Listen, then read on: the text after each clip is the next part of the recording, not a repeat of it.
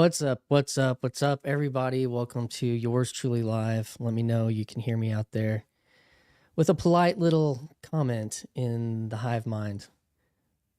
Audio working? Audio good? What's up, Michael? What's up, Cassandra? Luke? Hi. All right. I'm going to get started then. So, a few days ago, I don't know when it was, 2 days ago, I did a, hey, I'm going to ARC, year in review on TLC, and then we opened it up to a live discussion, and there was a kind of a serious conversation that took place related to, well, the spirit of play. So I'm going to, I've got a whole class, whole lecture set up today. So if you're here, or just you guys already having fun. If you're here, then we're gonna I'm gonna try to work my way through some of the ideas, and so I'm gonna start with the conversation I had on the show, and we'll start it here. And then just don't have any expectations on the outcomes of how the stuff is going to play out. That's bad. I would say for me, what has helped me so much is trying to stay in the spirit of play, because it keeps it grounded. It's only when I forget that we're playing, seriously playing, is when I kind of trip into trouble around stuff, and then I begin to take myself too seriously. I begin to take other people's opinions too seriously, all that stuff. So yeah, that's great. The keeping it at play. Were you gonna say something, Gabe? No, I was just thinking about any sort of exploratory, creative endeavor. You're definitely going to feel out over your skis, just out of your depth. So the trouble with that is that also precedes destructive things as well. So you kind of have there's an aspect of fate moving into a creative space, because the feedback, at least immediately, is can be very similar. So you kind of have to have a goal in mind to aim at. So even if you do trip up, the thing itself doesn't fall apart completely. How would can you give like an example? Have you experienced that? Oh, well, I mean, even in what I'm trying to do, like, you've seen little bits and bobs of my own effort. It's a roller coaster of, wow, this is amazing. I think I figured something out too. Oh my gosh, I'm not smart enough to figure this out. This is probably all nonsense. And so it's just that exploratory aspect. And it's been consistently the case, and it's the only reason I'm still working on it, that in the depths, I still have some structure to my goals. And I have the work that I've done before. It sort of acts as a vector pointing at what I'm aiming at, even if the vision of that is not entirely crystal clear just yet. It all supports me in that moment of doubt. And then I also have, as a result of all that I've done up to that point, a collective group of potential areas of exploration. So, if I'm thinking on the creative side of things, I can move to the philosophical side. If I'm thinking on the philosophical side, I can move to the analytical or mathematical side of things. So you have these different tiers that you link together as you move up, and it provides a structure for you to kind of bounce between as you continue to build on the thing. The trouble with that, though, is the more robust your structure is, the more likely you are to continue under delusion. So there's a constant testing for me. It's like, is this something I need to be doing? Is this something that could potentially have value, or is this just a vain project? I think that Gabe has a good point there about like being conscious to a degree about what is it supposed to be all echoey? Well, thank you for the feedback, Michael. Oh, probably not. Let me see here. And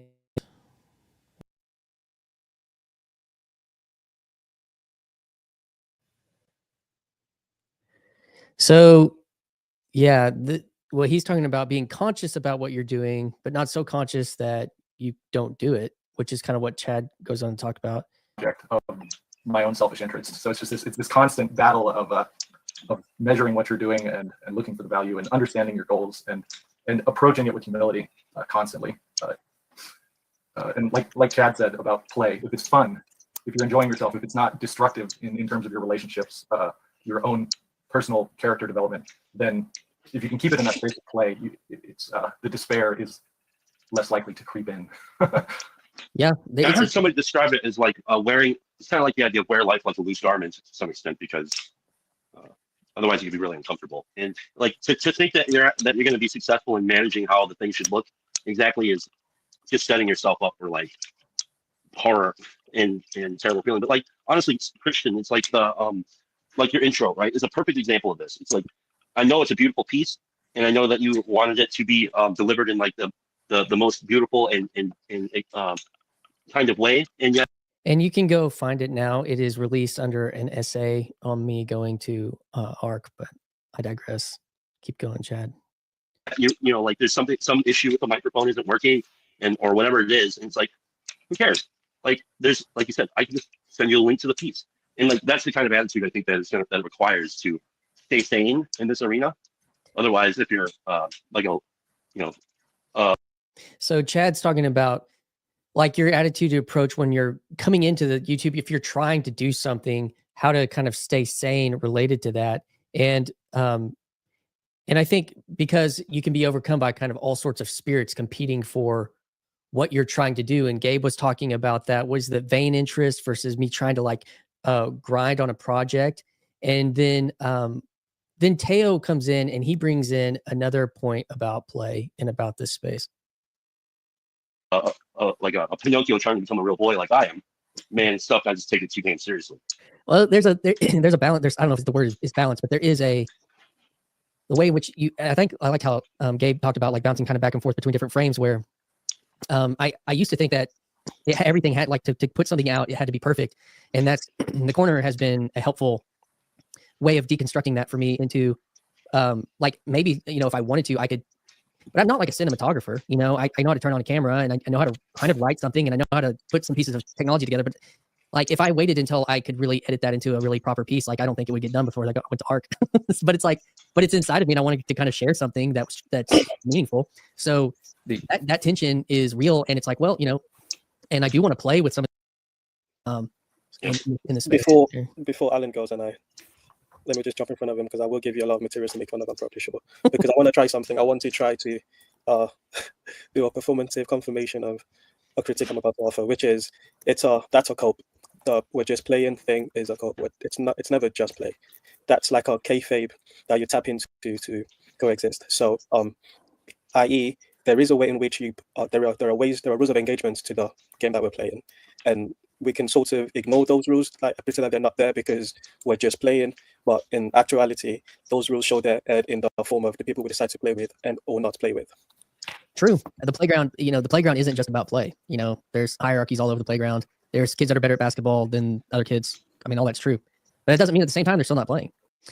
So I just think there was like several excellent points brought out where Chad's talking about approaching this in a way to stay sane when getting on here and what am I doing, or do I want to try to do something or not try to do something? Do I just want to participate in commenting, or do I want to try to make something? And because I asked him like, what would you say to encourage somebody? He's like, kind of keep it in that mindset as a spirit of play.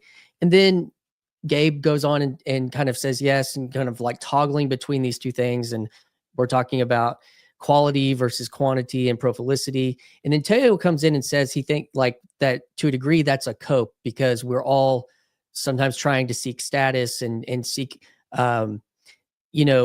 posture and all these different things. And I think that all of that is true. And so I want to and I want to kind of then point back to in the corner. This is so like the gravity of Paul Vanderklay and what has he done? Like, what is he cultivating? What is he growing? And so I want to look at like if he's a teacher or you're out on the recess field and, the playground and you have the guy, kids are doing stuff all over the place and you can't just say, everyone needs to do this. Everyone needs to do this. And so I was listening to Tim Ferriss's podcast that recently released with Seth Godin. And, Tim Ferriss is, I think pretty mainstream podcaster, but Seth Godin, I've seen him around. I don't know exactly what he does. If he's in marketing, he writes books and, about these types of things. But they had a really good point. So I'm going to bring up, bring up this clip here from him. All right, here we go.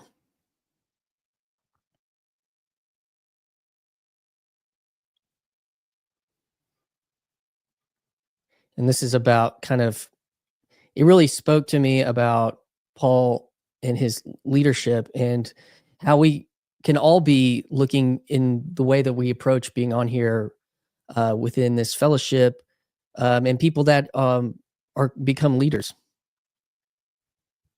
Could you say more about community leadership? So management and leadership. Ray Kroc and Henry Ford were pioneers of management. That Frederick Taylor had a stopwatch. I'm having connection issues. And we got the phrase human resources from the idea of treating people like a machine. And if you've ever heard the phrase being jerked around or calling someone a jerk, it comes from the Henry Ford Model T plant, because you would watch the workers and they would be like dancing around like marionettes because there was someone like a stopwatch on every single motion. This is management. And management is super effective at a fast food restaurant or in any process that you need people to act like a machine. If you don't do it, no one's going to show up for the shift and your productivity may go down. Leadership says, I don't know the right way, but I might be able to build a community of people in a place where they find the right way. And so I can't tell people what to do at every step because I don't know. But if I get the right people in the room. So here's an example I love from the leadership category. And I'm talking about Google a lot today. I'm not sure why. So early on, Google was going to go out of business. And it wasn't from lack of revenue. It was because the internet was too big.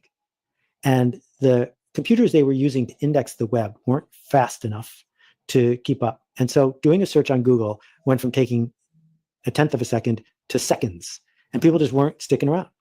And 2 engineers worked overtime and figured out how to hack Dell hard drive controllers so that they put the data that was most needed near the outside of the spinning disk so that the hard drive could get there faster. That's awesome.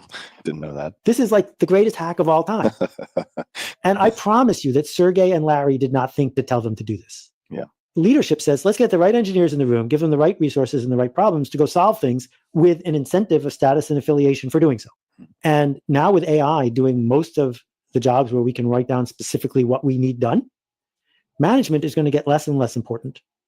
And leadership becomes more and more important, which is why strategy matters so much, because you want to tell people the strategy and let them find tactics. You want to tell people the strategy and let them find the tactics. So what's interesting about this is he mentioned several things, and Paul does this really well, but he talked about how the CEOs of Google didn't come up with the plan to make Google search faster. It was because they hired good people or they elevated good people that cared about the problem. And these guys just like attack the problem. And so there's this whole kind of meta conversation about what we're doing and the TLCing. What does it mean to see, and that was, I'll go ahead and pull this up, which is, let's see. Well, we'll pull it up in a second, but so Paul Vanderklay, he does this expertly because he's not a manager or CEO. He's not obsessed with metrics. I remember when he called Chad and Grimm his lieutenants last year. He never told them what to do. He just pointed people to them and said, watch them grow, pay attention and see what they do. Maybe what they do can help you do what you want to do. And he kind of contrasted that to different people. Like he was like, it's not what Karen's doing. It's not what they're doing something else. And so that's the really interesting and fascinating part about what I see happening here. And you can look at like Grimm's channel. What is he doing? It's a liturgy, and he's pointing people to stuff, and people enjoy hanging out, and he's creating, atmosphere and culture, but so Grimm, he doesn't share his channel the way like Chad shares his channel though. So there's like this contrast. I don't share my channel in the way that Chad shares his channel, but Grail Country shares, like Nate shares his channel, and Chad, he shares his channel, and so there's this other way of collaborating. There's kind of these different ways, and even in that live stream we were having the other day, McMo said something like, "What I'm doing is way more similar to what Grimm is doing versus what something like what Luke is doing, which would represent more like the Grail Country, is more similar to what like Chad is doing." But you see these different ways that people are doing things and the way they approach them. It's not, hey, everyone needs to do it like this and everyone needs to do it like that. So um, then he touched on the part about the status and affiliation. And so then you have somebody like Paul, who's built up status with relationships and status with channel subscriptions. And he's also proficient and prolific, and he also is smart. And so when he highlights somebody, like when he highlighted me, or he gave that charge about Grim and Chad being like his lieutenants, he was ascribing them status and affiliation. And then when people have disaffiliated, he doesn't. Then they don't get that as much because they've disaffiliated by choice. I'm no longer a part of this. I'm no longer in the TLC. CW Winks. So, or I'm taking a 5-year break, whatever it is. And, but then you come back in and there's Paul. He's like, hey, you want to play? Come be on my emerging church roundtable. So I think the status and affiliation. And so then I wanted to point people to the status game conversation that Luke and I actually had a conversation that'll be released next week. And these are the things like being conscious about what you're doing. So I want to, Kale's been putting out these little 10-minute blurbs that I'm sure some of y'all have seen. And I want us to take a listen to what Kale had to say about status games and Thomas More. So here we go.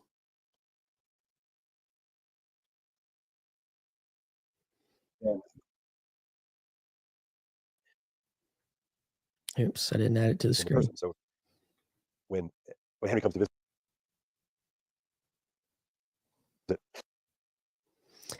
let's slow these things down. My internet can't handle. Here we go. Moore and his family at Chelsea House, watching that interaction between these two men is really so subtle and so rich. And there's a real kind of play and dance that's going on. Henry wants Moore as a friend. Thomas, he wants Henry to be a friend. But Thomas knows that you can't really be friends with a god or a king, because there's no way in which you can overcome the radical inequalities that their respective status affords. And so it got me thinking about status and the games of status that we play.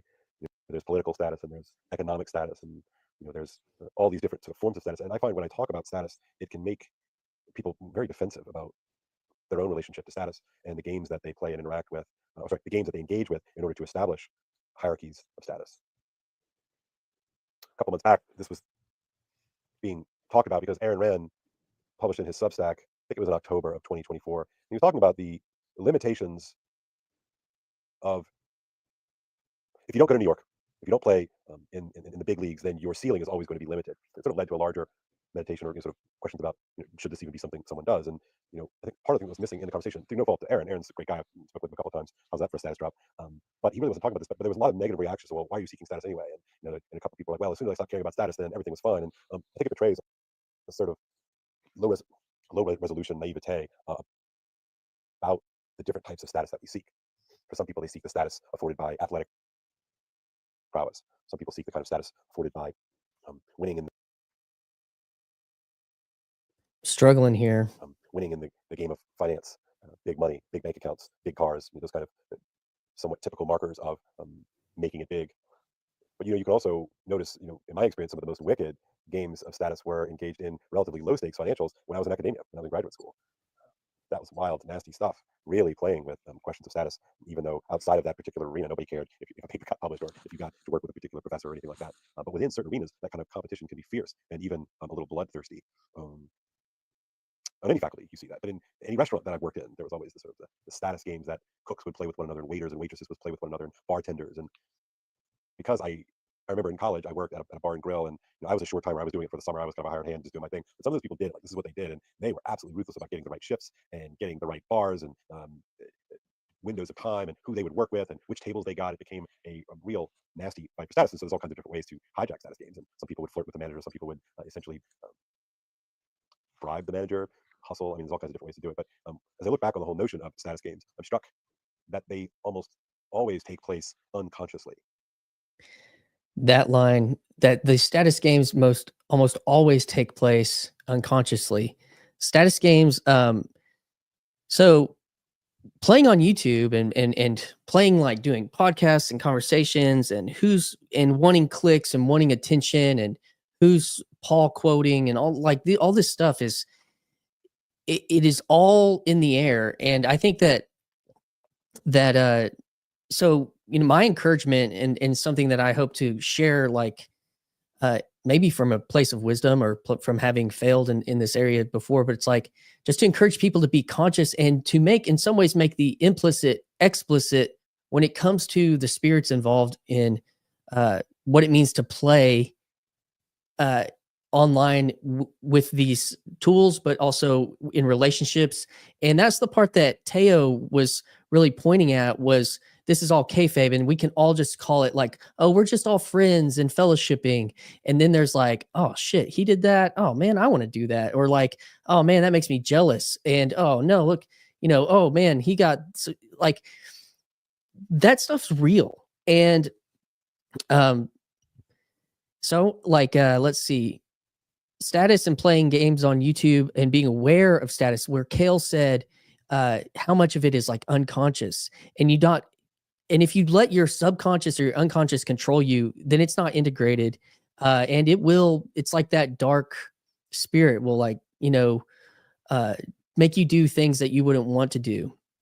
So I think I want to be aware of the power of YouTube and the digital scale versus healthy growth, which is just another kind of example about like tending the garden and tending these relationships and tending like and reprioritizing the fellowship of the telos of, hopefully like overcoming meaning crises and making sense of the world. And I think that's what is, hopefully we can keep kind of coming back to that. And that's where I want to get to, like the ideas about collective intelligence. And I'll just speak to like the personal on that. It's like, I had a video, I went to Symbolic World, I recorded Jordan Peterson. I had that video went viral. It was like 50,000 views. And it was still growing. And then I took it down because it got on my conscience. And that's not to say, oh, pat me on the back, because I was like, oh, this is cool. And then when I had that conversation with Jordan Hall, like I felt that grip me in a way. And so as you get in here and you play and things happen or they don't happen and all those stuff, we are aware of that. And I think that's what the beauty of what Kale was saying is, as someone who rises in status, he's going to be speaking on stage with Jonathan Peugeot and Paul and John Vervaeke and at the conference this fall. Like he's wrestling with this, and I think that is all in the water. And as TLC moves into this, some of like the players are all moving into the sub and 1,000 and, subscriptions and attention and algorithms and these spaces to pay attention to the hierarchy of value in the Jordan Peterson frame of fellowship, to pay attention, where am I, of friendship and of status, and these things they all play. And I even like, to Neil Daedalus, when he talked about, I think I've found the telos of TLC and it's friendship. I came here to find friendship. And that's true. I think he did find friendship, but now he's also like coordinating a conference with names, and there's becomes like all those things that they all happen. And recognizing that. So, and I've made friends on here. Shout out to Matthew Parlato, CW Weeks, Joseph Lambrecht. Like these are people I've spent, hours on the phone talking to. And, and so I just think that, but then there's people that I'm going to highlight in this video, like Kale, and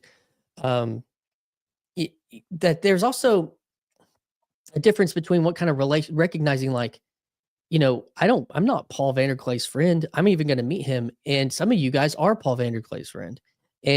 But I feel like I'm in fellowship with Paul and what he's doing and what he's done over 7 years and synthesis and all that kind of stuff. So, I think that's just the status that it can be cutthroat, like, and it can devolve into that if we're not conscious of it.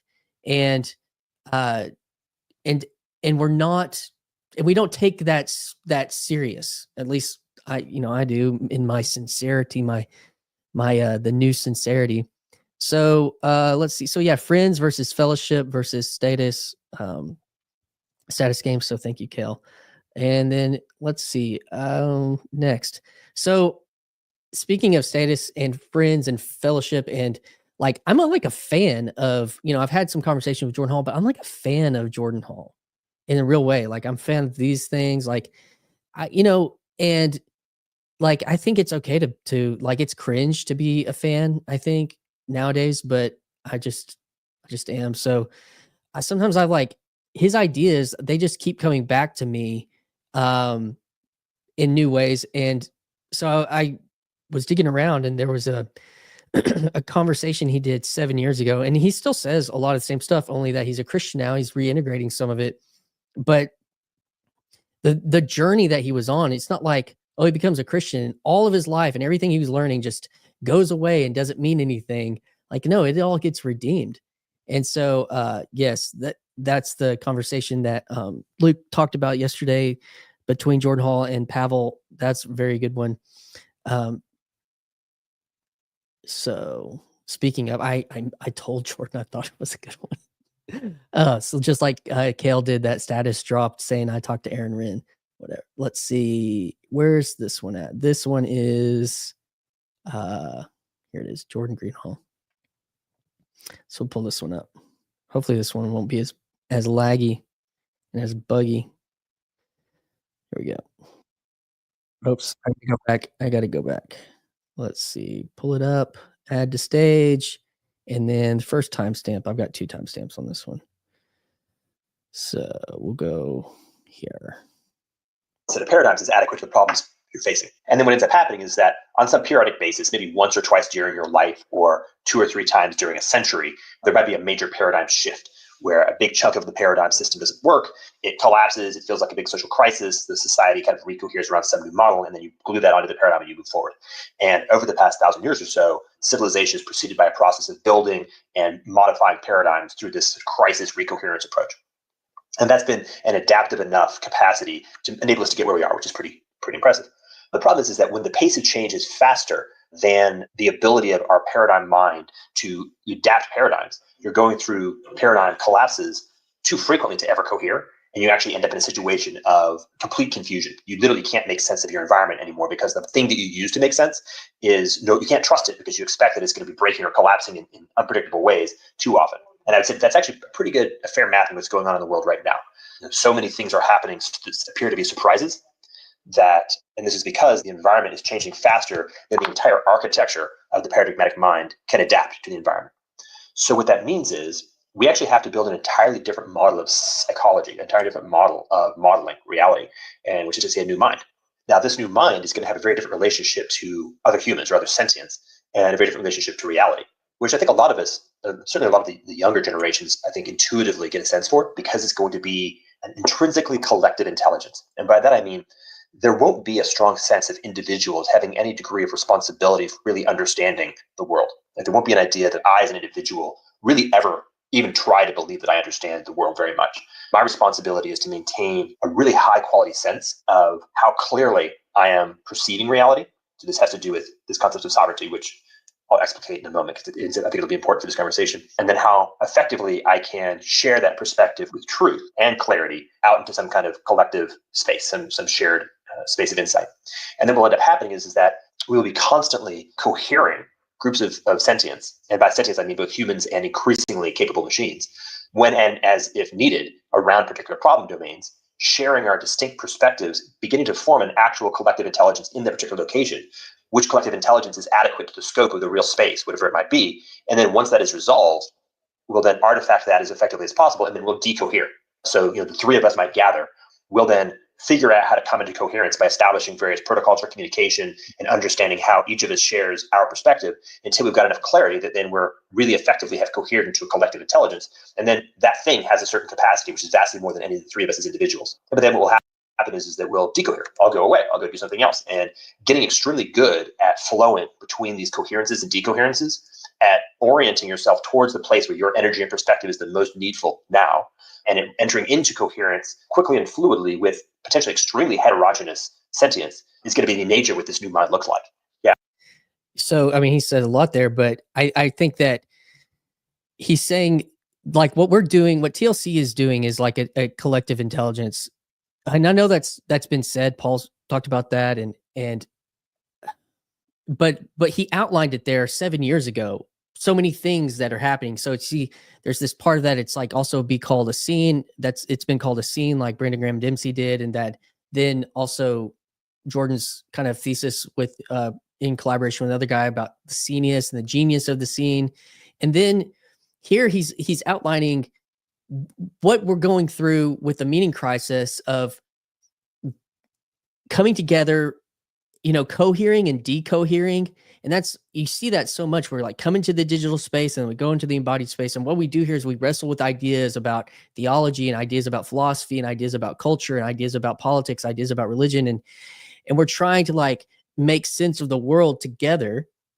And we do that in the hive mind. And we do that in the, we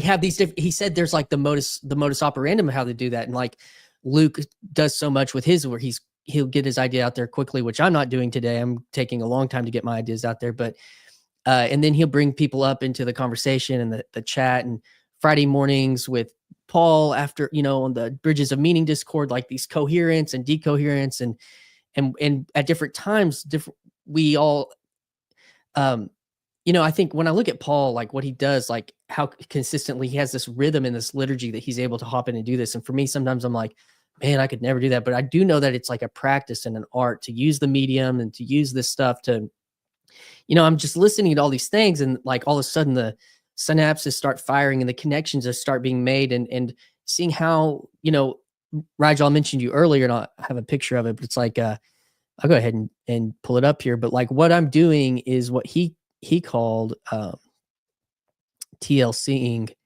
and here, I'll pull it up just for the image here. I'll have to pull here it is, Rigel's Substack article that he wrote about. Here it comes. And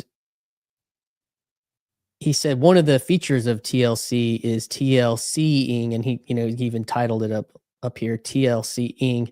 But it made me also think about not TLC as in C, but SEE, TLC. Like what together, what are we seeing together? How are we orienting together, learning together in this kind of collective way of doing it over on, there's all these different avenues where, like the meaning code and Grimm, like you have a truther and you have an artist that's integrating with science, and you have people with theological backgrounds integrating with culture and the tech sector. And then, people that are coming from, like Rigel has like real estate and community development. And then, he's had a lot of experience with integral theory, and then he's coming like all these things, people that, try to become, not try to, but are comedians and people like that are artists and all these things. And so that's the other piece I want to hear. So, what Jordan's talking about too is like a breakdown of, like an end of ultimately he sees it as like the end of civilization as a whole, and that there's something on the other side of civilization, which I guess, his term was civium. And so we'll bring this back up for a second, but, institutional expert journalism class paradigm, it's not just shifting, these paradigms in civilization that have been shifting, but collapsing, enter the meaning crisis. And he's saying this, 7 years ago, moving from existing in consensus paradigms to existing in active collective intelligences. So this really hammers on the idea of also active collective intelligences. TLC has done this, started playing out organically.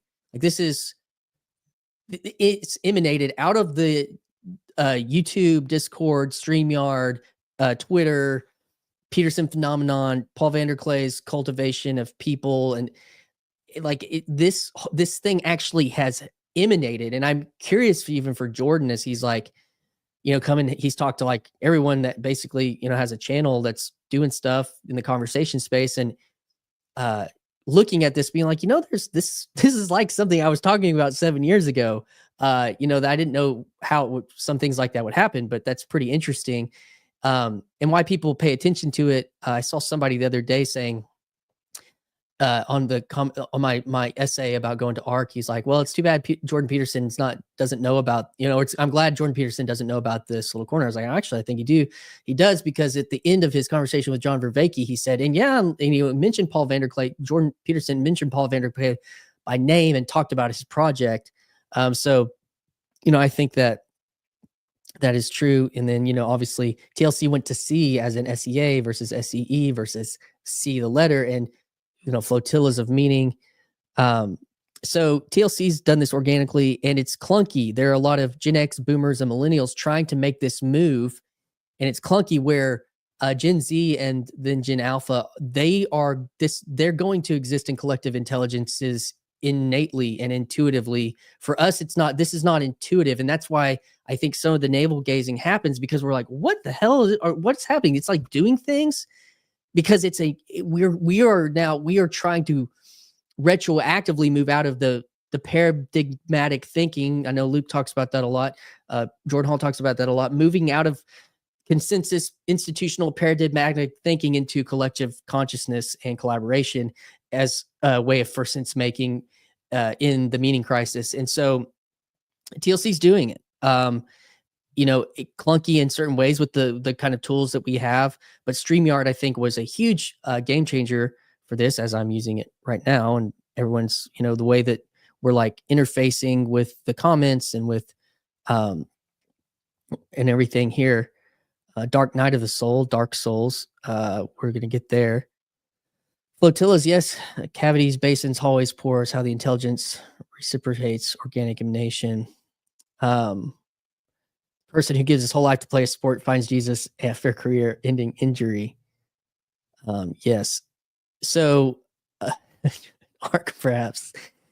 Reference my early video. Is ARC big enough to carry the West through the meaning crisis? So, let's look at this other point here that Jordan makes at the 1650 mark. As we're moving on.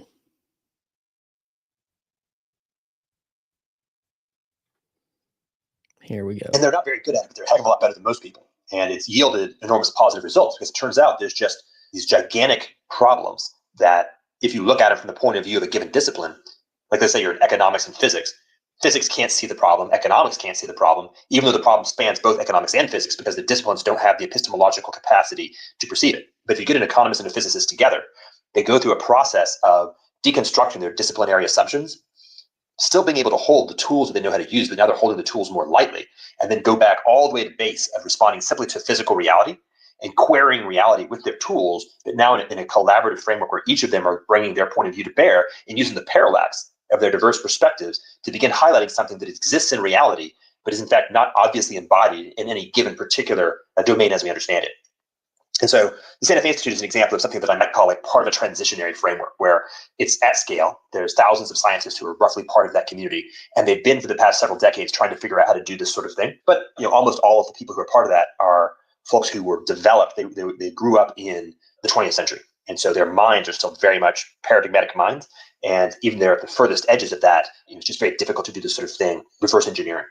I switch all the way to the other side and I take a look at the youngest affected generation. I call them Generation Omega, because I think they are in fact the last human generation, but many people might refer to them as Generation Z. So the kids who are born probably about 1999, 2000, and then up until recently. So they're going to be 18 years or so and younger. When I actually watch them, and particularly when I watch them coordinate in something like Minecraft, I see the stuff that I observed at the Santa Fe Institute happening at a cognitive level, like deliberately. I see it actually happening intrinsically. So there's something about the way that Generation Omega has simply developed. The fact that they've sort of always lived in a world where it was possible and useful to communicate with the people you wanted to communicate with in real time. That it's sort of always on, always connected. Can you give a little bit more of an example of how they're communicating when they're playing that game? Yeah, so my eldest daughter, who now is, she'll be 15 in a week. When she was in 6th grade, we agreed that she would work on a project of creating something in Minecraft. And so I was thinking very much in a 20th century idea. So I had the notion of a project plan and a series of phases where people would design and then they would create projects and then they would collaborate, that kind of thing. Right? A very 20th century post-World War II operational management mindset. But I that's what I said, you're agreeing that you're going to create this kind of an object. Here's your design requirements. It's going to have this amount of stuff, and it's going to have at least 7 people contributing, and you're going to get it done by this date. And what I noticed was that within 48 hours, she had already brought 7 people into it. So first, the intuitive muscle of being able to reach out, communicate with, and cohere a group of people was the first. Like I don't think she'd had to spend a moment thinking about it. She was just able to invoke a cohort of people who were willing to come together and play in this space almost instantly. And this was like a 3-month project. They had plenty of time to work on it. So for the better part of 3 months, they just played. They just did things, they collaborated, but they didn't have any structure, no sort of planning around what they were going to do. And as I was just watching this, I was very interested to see how this played out. My expectation was that worst case scenario would be sort of a learning experience and be able to debrief about what worked and what didn't work. So coming down to the last couple of weeks, I said, hey, you're almost to the end of your timeline here. It doesn't seem like you've actually created anything. Do you have a notion of how you're going to go do it? And she just looked at me for a moment and she said, oh yeah. And so over a period of a week, she just sent out a signal to them, said, hey, can we do this? They all showed up. They had a conversation. And then honestly, I'm at this point where I can't actually tell you what happened because it's outside of my lived experience. I was just watching something that I don't actually get, but I can tell you what happened. An absolutely astounding level of creativity. And this process where they're talking about a 6th grade kid, she's sitting at her computer. She has like 7 windows open simultaneously. She's typing in all the different windows. She actually has voice commands. She's talking to different people. And for about 4 hours straight, 4 or 5 days in a row, this was going on. And I was actually watching gigantic structures emerging, people being given or taking responsibility for different kinds of things. Like one person took responsibility for doing programming and creating various kinds of activities in the blocks that could do stuff. Somebody else began just kind of holding and outlining the framework of what the space would look like. Somebody else just decided they were going to be doing narrative and telling a story. And they had some capacity to simultaneously allow every individual to take a particular piece and run with it while maintaining the coherence of the whole, but without any notion of like a top-down leader or any notion of everybody getting together and sort of deliberating on it in consensus. And yet it happened. And so at the end of the period, they created something that was absolutely astounding. I mean, it was physically gorgeous. There's layers and layers of richness. There was multimodal, like it wasn't just architectural. There was also really interesting interactivity. There was storytelling. There was actual different agents, different pieces in it. And so, when I look at the end, it's not clear to me that I could have figured it out anyway. And, I'm somebody who's built complex stuff. I don't know that I could have built anything equivalent to that in the level of the richness and the modality, given a team of extremely competent senior design resources and that amount of time. And they did it all intuitively. So that's another example, right? So you've got like these 3 pieces where you've got. And they did it all intuitively. And I think that's what I was, I got that idea from listening to that when I was saying that earlier, but Gen Z does this because of things like Discord and Minecraft. Jordan references his kid building and collaborating Minecraft in flow state with friends in communication in the digital realm, doing things at a level that is hard to comprehend. And they were, 6th graders. And that's been happening everywhere for kids for a decade now. This is digital Dungeons and Dragons and why the imagination and flow happens at scale in the digital realm. And StreamYard, Discord, X, and YouTube, and even Substack are creating an ecosystem of a collective intelligence for the older generation. And this is all contrasted to Jordan's previous paradigmatic mind. He said, I used to be, I was a project manager, and here's our timeline, and this is, this is how this all works, and we're going to make a plan and we're going to execute. And his kids just played for 3 months, and then they said, when it's time to go, when it's time to execute, because of the chemistry, because of the play, and because of all that was taking place, it was like boom. And that just was, as I was listening to it, that made me think about Northwest Estuary and Midwest Estuary coming up. Chad and Neil kind of and Mo and others trying to get this off the ground, and like it was like when the time came, like we were just playing on Friday Morning Nameless for a year, and then all of a sudden it was like, oh, let's do something. It all came up. It all came into being, and it was like this and like this. And so a lot of what's happening is this serious play. Sometimes it's not so serious. And that was making me think about, which I don't know if I don't want to say it's not serious, but like when David Busatil wrote a play and then Paul hosted it and he got to execute his play and on Paul's channel and people had these things like that reminded me of the kid that just wanted to narrate, and kind of create a narrative for what was going on in the space. And so it's one thing for, like Sam is saying, like, it's improvs like this, yes, but it's when is all those things can happen kind of in the meta sense of everything everywhere all at once, and continuing with that in the digital space. And he also was talking about when these things come together and they coalesce and then they come back down. So let's see, as this interdisciplinary is a trendy concept in academia, perhaps not as mystifying as Jordan seems to suggest here. Yeah, he's mentioned that's 7 years ago when he was talking about that, and he was already saying that there was like a group of 1,000 scientists trying this out then. But when it emanates in the laity or in the the generalists and within the blue collar world, it's emanating through the technological sphere. It's that's interesting. So all these. And these estuary conferences is like making this happen, and I think it's interesting that all this is to the management class. And I'll even make a political statement. You're seeing the difference between a type of leadership and versus a type of management, like the critique of the bureaucracy and the managerial class versus Donald Trump's authoritarianism, which might be being mistaken for something like leadership. I don't know. But this whole thing that erupted with JD Vance making a Christian statement yesterday about Christianity that got a lot of traction on Twitter. This guy's doing this, and I don't know. It's going to be interesting. I think there's a little bit of that at play there. So moving on. So I want to poke at this. One of the things that's been fascinating to me is the young man, Redeemed Zoomer. I've mentioned him on here before, and he he does these really what he's doing. I see him do so. Whenever Jordan Hall was talking about Minecraft, it got me thinking about Redeemed Zoomer because he considers himself like a Minecraft YouTuber. Like he does this thing called Kingdom Craft, and he just sits and plays Minecraft with his friends on his server and gets into the flow state and starts talking about this stuff. And so there's like a relationship there with him being now in his early 20s, related to much the same age of Jordan's daughter. And they have been doing this. And so when he started his Reconquista movement, it was like through Discord that a lot of that administrative stuff was happening, but it was very free-handed and very, hey, here's a vision. He can't be everywhere, but the digital is everywhere. And it starts just like going. And, and even like, again, like moving to the meta beyond the paradigmatic. And I think that even in this, this example that he gives on this video here, it's one that I resonate with related to the denominations and whatnot, but he kind of gives this frame here. 3 models of church unity, one of them which I think will work and 2 of them which won't. So the first bad one is the liberal model, where you abandon all of your core theological beliefs and just have the most vague, lowest common denominator deism.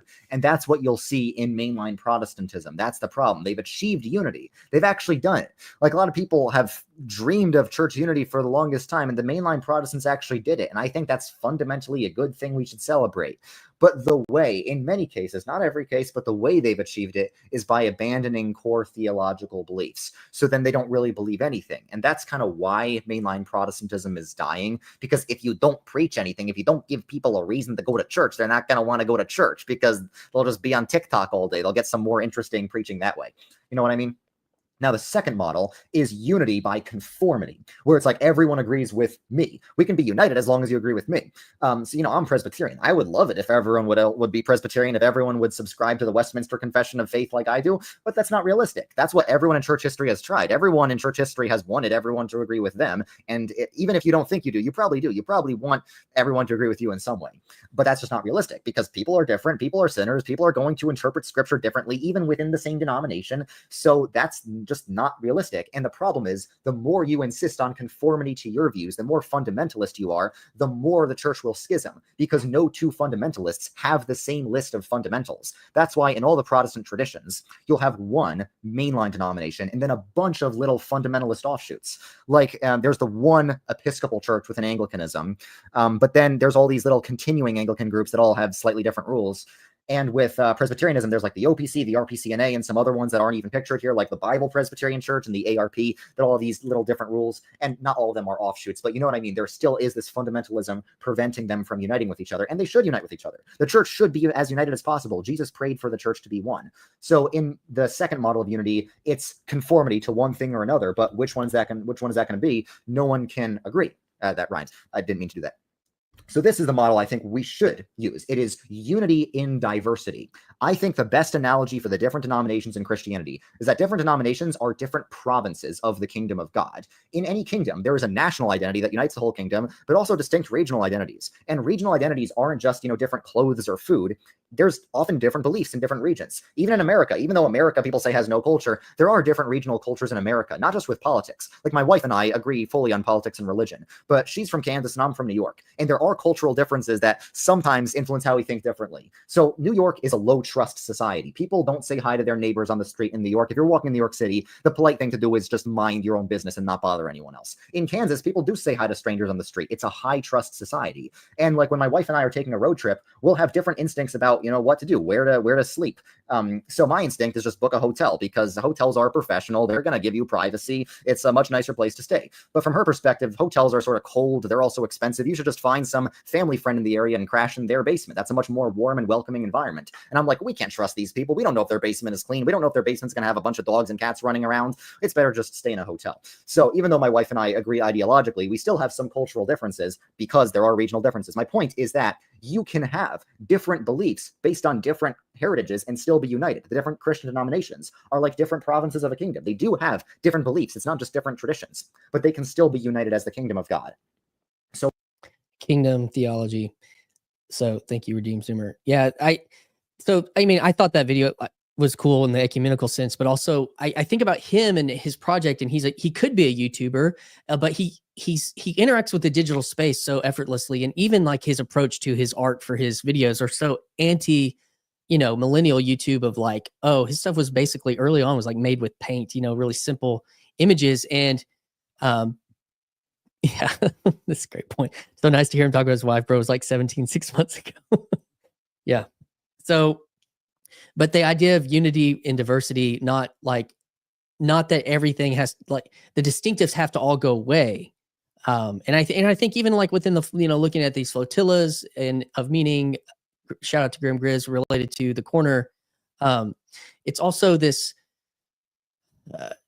like, you know, he said there's different cultures within the kingdom. And so I think, you know, it's going to be interesting to see even, you know, on the political realm, how that plays out under this new leadership. And then also even as we're framing ecumenicism within the Christian and Judeo-Christian corner of the internet and those relationships and all that kind of stuff, I think that this is a really, you know, how do you have relationship and be under some banner with a, you know, heretical quote unquote Unitarian and with the Trinitarians and with Jews and Christians and these things, and this is a piece of it. This is what does it mean to be in a kingdom versus being a, you know, monolith. So yeah, I think that but the other part was just that how he has been made. He is an extrapolation of what Jordan Hall was talking about earlier, with his daughter being on Minecraft and working together.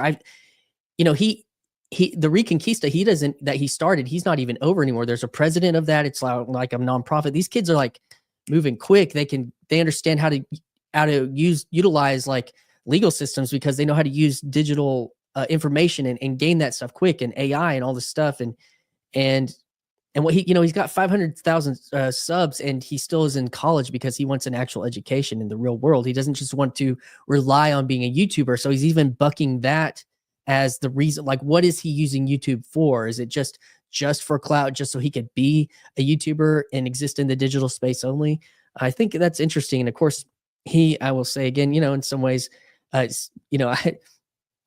called him, I had a conversation with him like 2 years ago, and because I thought his stuff was so interesting, and it's being status drop, but it's like, in some ways, like even within that way he presented that, like for my millennial sensibilities, he's too based for my taste, but I still like what he's doing. And so the other piece of this is that I want to point to is the gamer culture that's also a part of this little corner of the internet.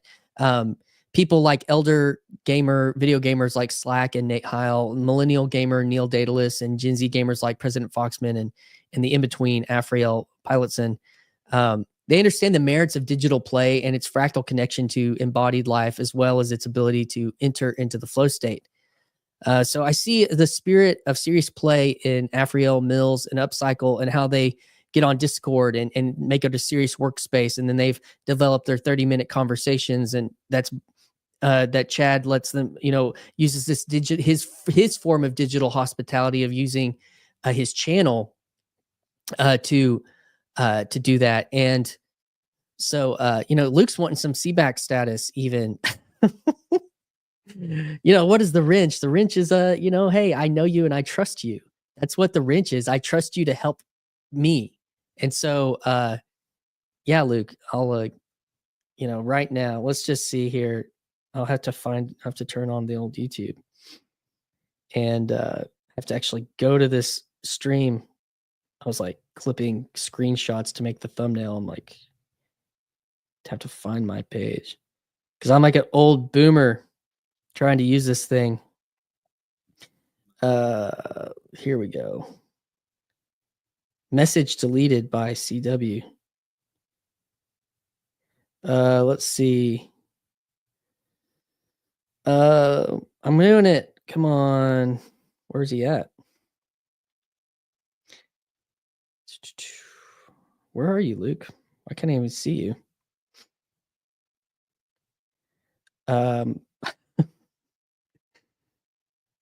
Where else? I can't find you on here.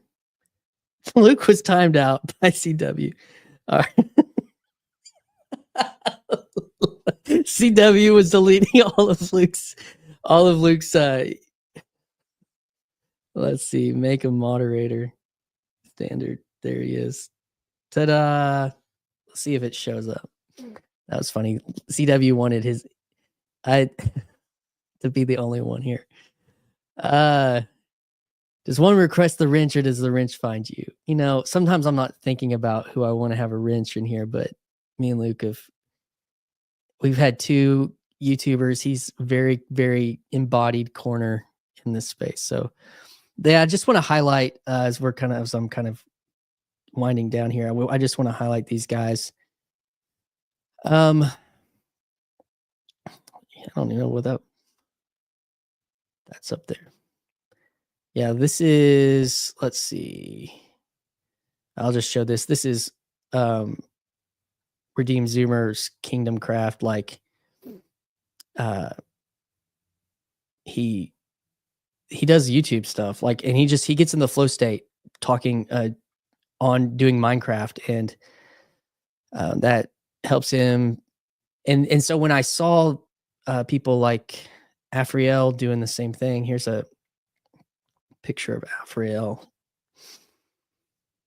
sharing. Let's see. I think this is it. Yeah, 30 minutes. They're doing their, what are they calling it? 30 minutes, episode 10. So they're grinding out on this thing. I think they're doing once a week and on Chad's channel, and they pick a topic and they try to keep it within a constraint of 30 minutes. I think that got broken down the other day when they discussed video games, which, that makes sense to me because these guys, President Foxman was on there. he does this as well on his channel. Is he does video commentary with video games and this interaction between ideas of what you're doing on video games and what you're not. And so I just wanted to highlight that this is one of President Foxman's playing. Was it Warhammer 40,000? I don't know the games. I'm not that good at keeping up with the kids. And then I'll close by showing Afriel's here. Aces don't solve problems.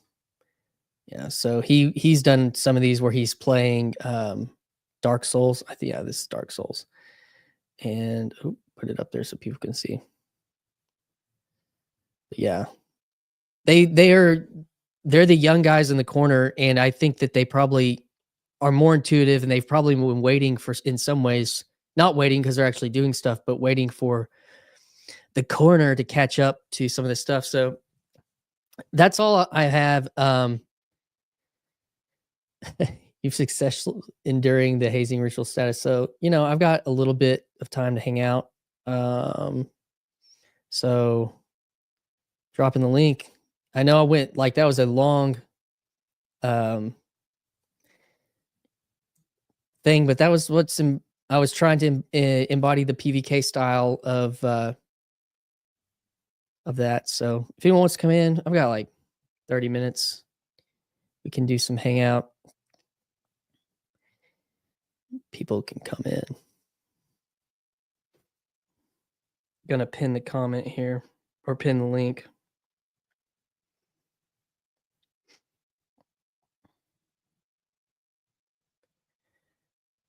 Putting out a goal. If anyone wants to help support the channel, for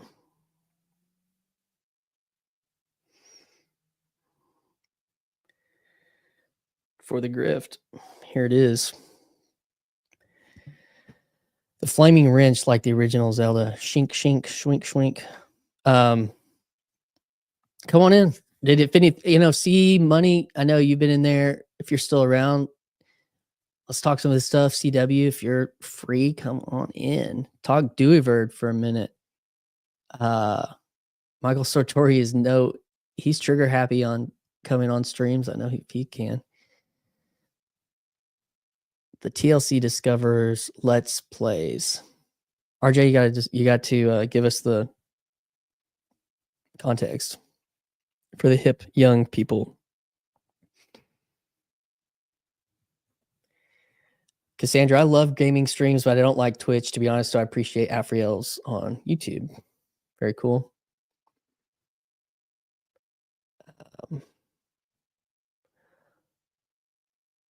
Let's see. Single-handedly bringing the love.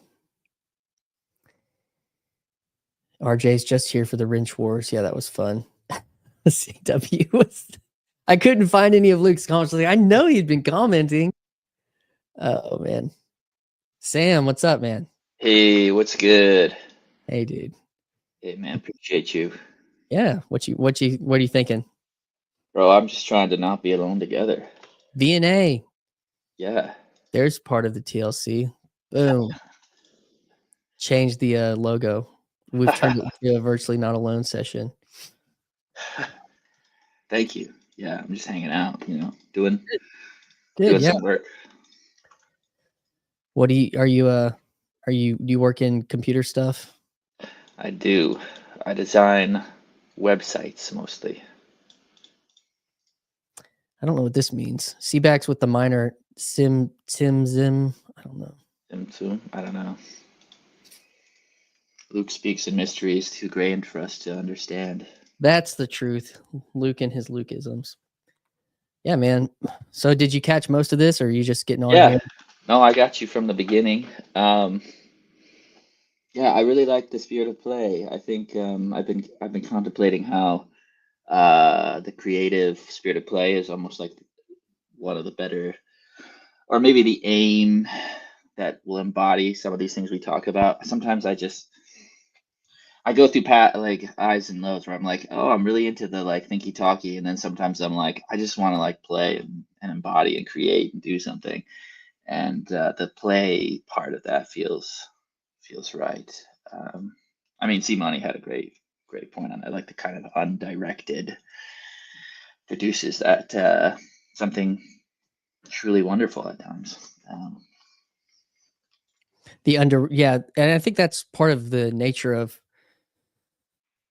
within leadership, within the corner, like letting, like, it's not like, hey, go do this, or I need you, it's just like, hey, someone sees a problem, or a problem is mentioned, or not just a problem, but something is, and then someone's like, yeah, I'll go play with that, or I'll go think about that. And what do you think those programmers that were like fixing that hard drive issue, they're working overtime because they're like, it's like fun to solve a problem. It's like a game, it wasn't just Right.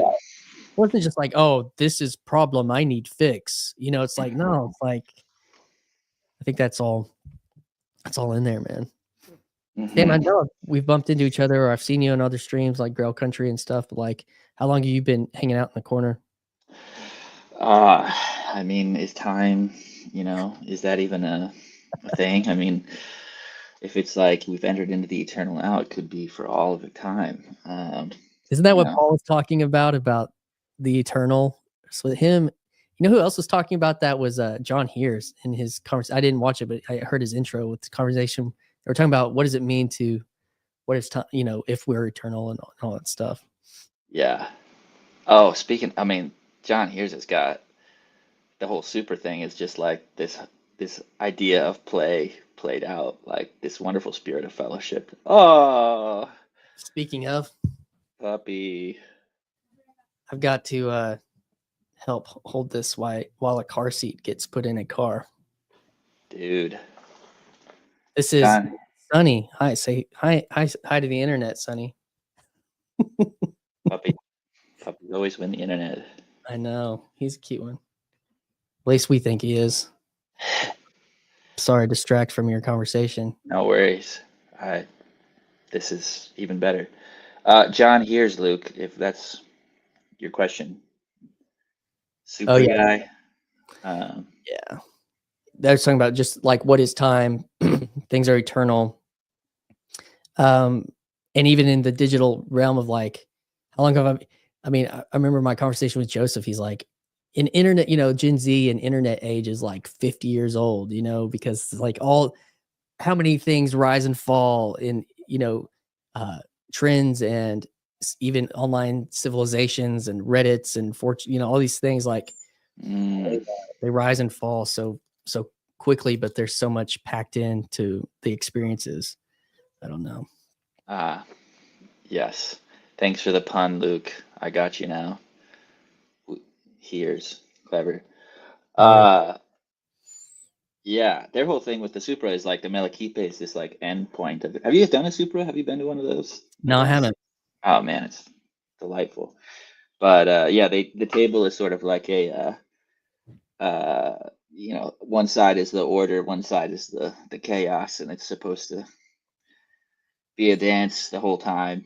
And the guy who's like leading the table is sort of like trying to keep things going and toasting and doing these themes, and the guy on the other end of the table is like pouring wine and making fun and kind of like distracting people and like.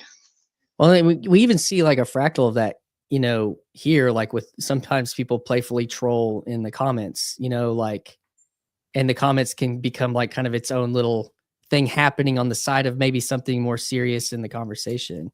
Yeah. I think that's so interesting. Yeah. Yeah. And I think like. You've done a Supra before, or what were you going to say? Oh yeah. Yeah. I've done a couple now. Thank the Lord. They're really fun. Yeah, I think, I don't know, some part of me, maybe the part of me that's like a weird chaos dragon thinks like that's almost like, it might just be like my affinity is like, that's probably better than most. Maybe it's just like I feel like that's better, but I don't know. There's always a time for order. There's always a time for like structure, but like the time for like just creatively, playfully burning some things down is. Yeah, a friend of mine turned 40.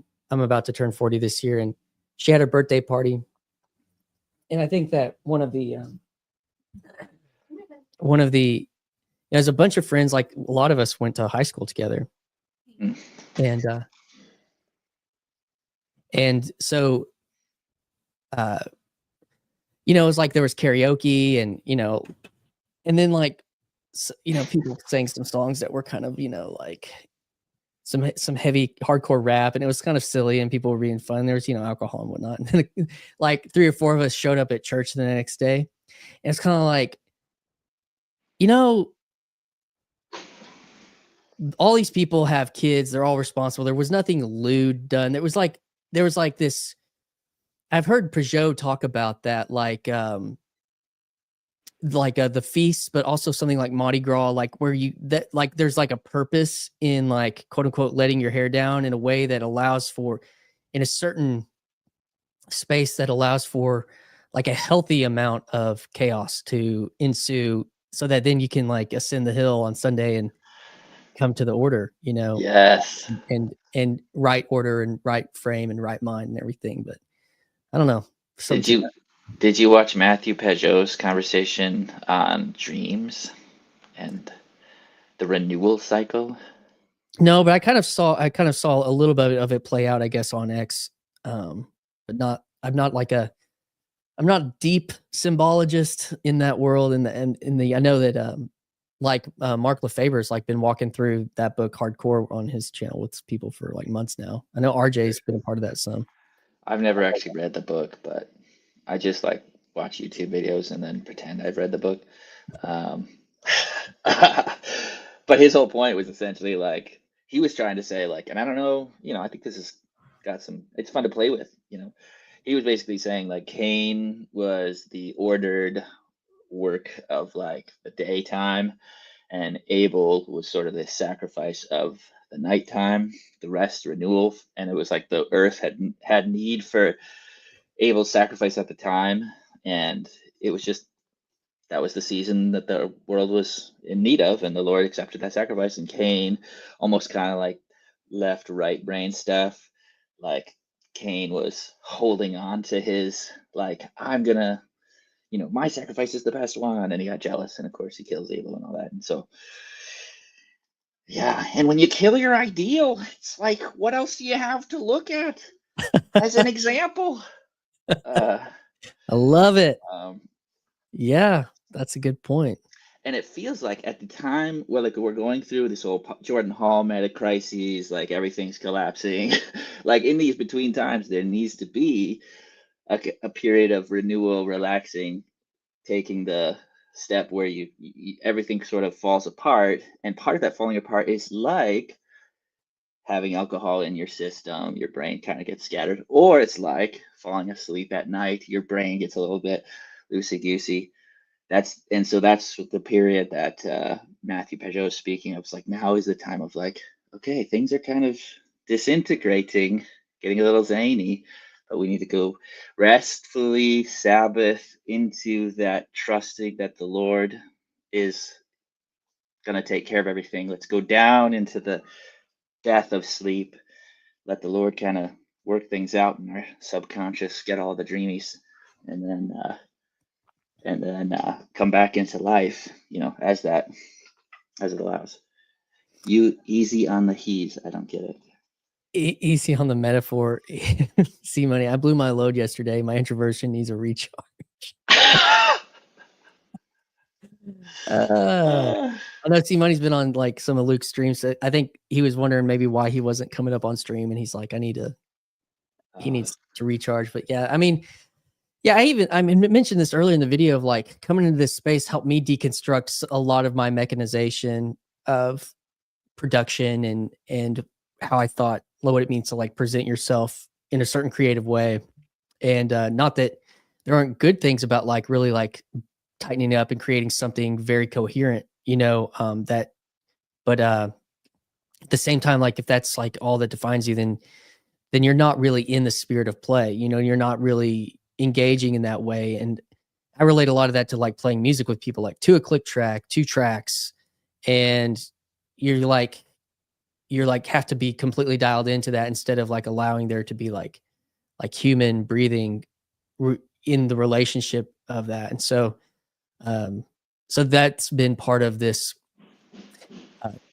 deconstruction that I was talking about. That relates to what you were talking about with Matthew Peugeot, like coming into this time so that maybe there will be a time where I button things up and really try to like build, like, make something, whatever, like, to a standard that is highly salient, or whatever. But I don't know if that makes sense. Yeah, no, I really think a lot of this comes down to disposition and personality, and even for me, so I think like birth order plays into this. Like I'm a third born of 4, and it just like makes me that middle child. Like the firstborns that I know are like they go after it, get things done, and I'm so grateful for them because they've made us, they've made a space for me to just be my annoying little brother self and like kind of play and poke at them and prod, and I don't have to. Like they take and shoulder a level of responsibility that I'm just like, I don't know how you do that. But I can come in and bring the fun, The hopefully. levity. Yeah. The levity. Yeah. That's, it's important role. And I think that's true. Like the roles we play at Thanksgiving, like really show up in those relationships as an adult, because like all that becomes so compact into that short amount of time or whatever. So like what's your background if you've done Supra, you're into Peugeot, are you practicing Orthodox? I am not. What are you? Something. What am I? I am a metagelical. You're a metagelical. I am I was gonna say like a liminal character, because that sounds way cooler than it actually is. Speaking of status games earlier, it's like, yeah, I'm just just like liminal guy. Yeah, man, me too. Exist in all worlds. My identity cannot be boiled down to one space. No, I'm in a Presbyterian church right now, and but I'm definitely like I'm ortho curious. As they say. Yeah, I think like that's in, the big power that's at play with that, in my opinion, is just like there's two sides of it. There's kind of the artistic ideal side of it, the aesthetic ideal side of it, the contrasted side of it, and then there's like the propositional side. And it's like, I want to be right, or I need to be right. Even you don't have to even, it doesn't even have to come from like a power standpoint. It's like from like not feeling like you have a power standpoint. And so and if you are listening, there's people out there that will give you that argument, and then but as far as like the liminal, like if you come at it from like a liminal perspective, which is how I would come at it, and from a Protestant perspective, is like, oh no, this stuff's been like out of the salience and the consciousness of most people in the West, for a long time. It's like, oh, we need these things. And even like the ecumenical mindset of like that Redeemed Zoomer was kind of outlining there, which on another part of that video, he talks about why he didn't have the Catholic and the Orthodox in there is because they make exclusive claims where the Protestants actually don't make exclusive claims technically. So here's yeah.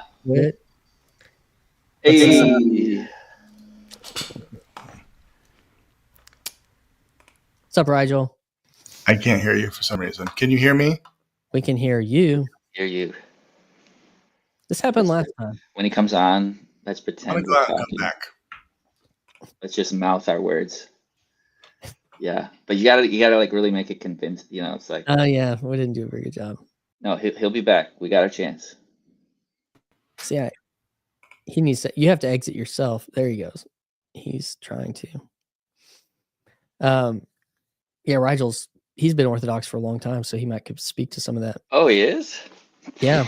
Oh, that kid, you shouldn't mess with him. I mean, no, he's not an Ortho, bro. He did you see how long his beard was?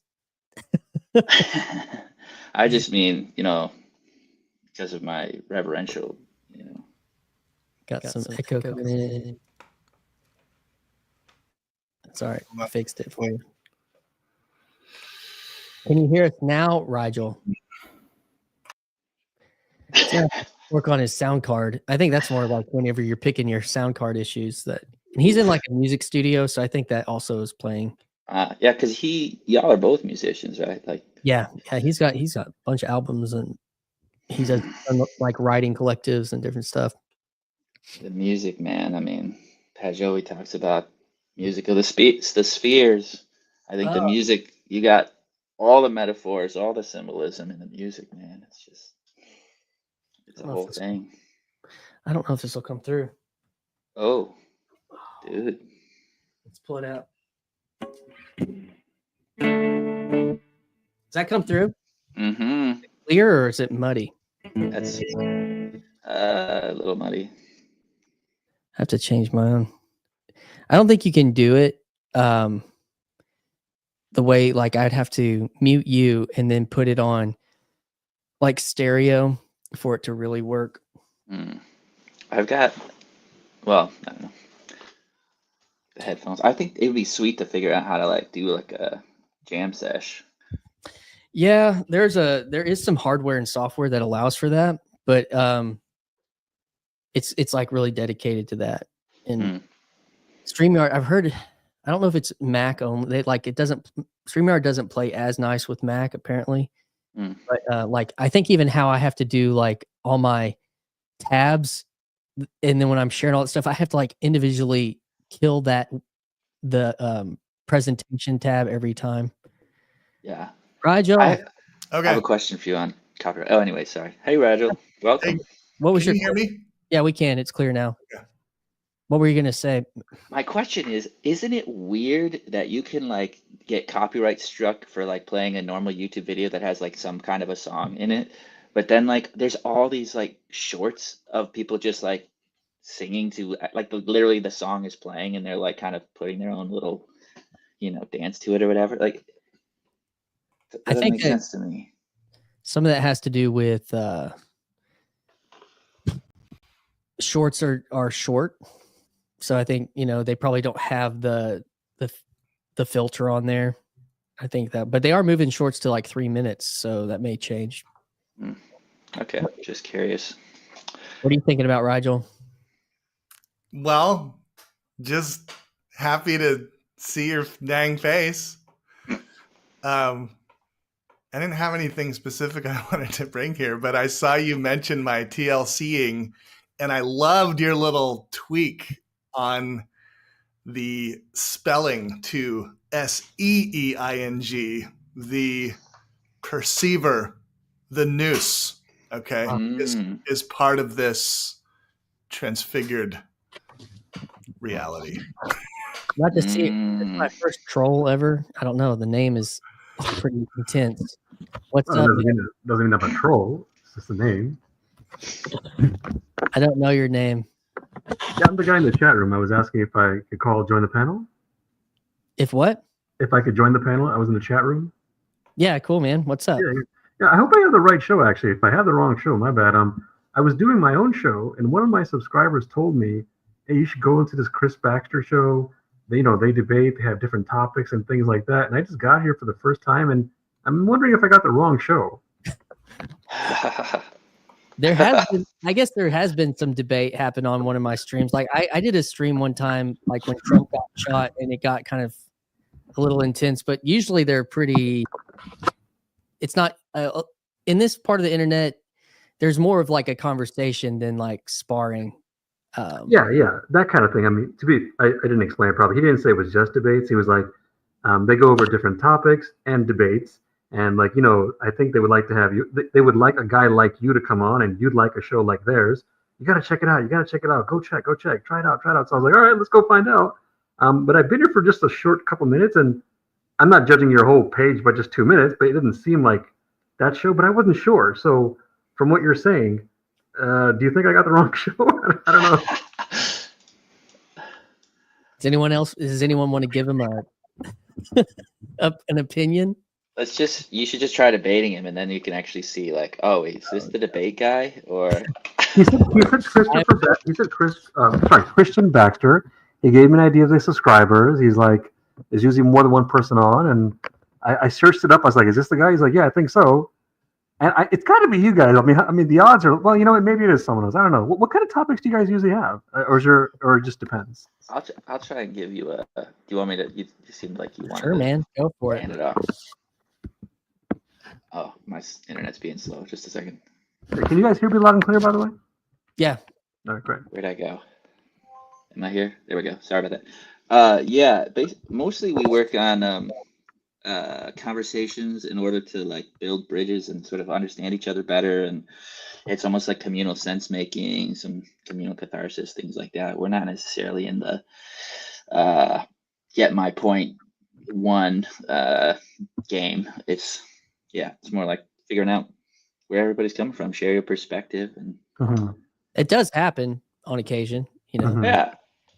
And what was that part you were saying? The I don't have the exact words. You were saying the communal sense and all that. What was that? I didn't know what that was. Communal sense making. I also use the word communal catharsis because it helps to signal that I have a level of intelligence that if I have a higher vocabulary, then people will think I'm smarter than I actually am.